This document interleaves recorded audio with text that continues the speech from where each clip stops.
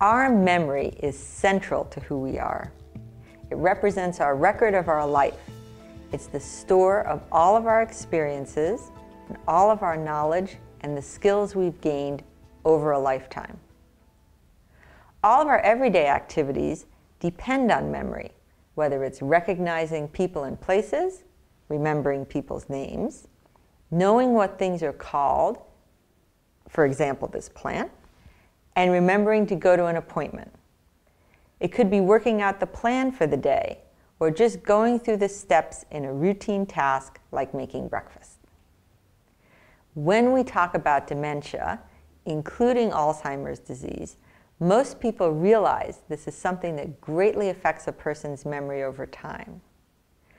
But what may be helpful for carers to know is that some aspects of memory are affected more than others. For example, you'll probably notice right from the early stages that the person finds it hard to learn and remember new information, and they have difficulty remembering details of recent events. He or she may also misplace things much more often than usual.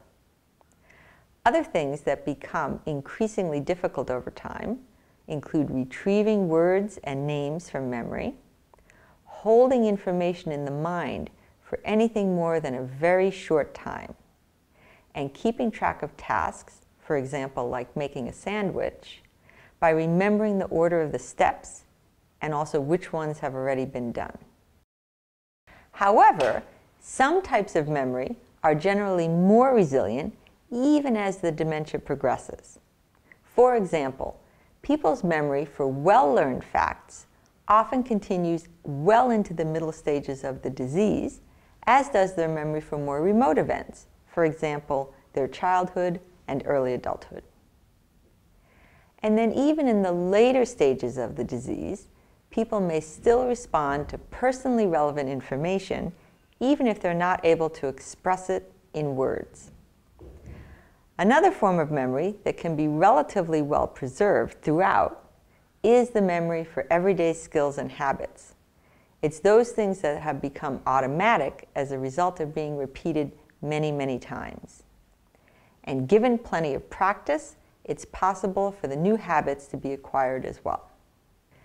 The value in knowing which areas of memory are most affected by dementia and which are more resilient is that we can find ways to compensate for the difficulties and make the most of the relatively intact forms of memory. To assist in this goal, we've provided carers with a set of practical strategies called RECAPS.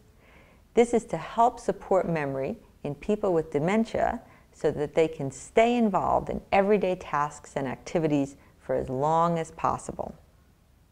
There are two versions of RECAPS, one for carers in professional settings and one for carers at home.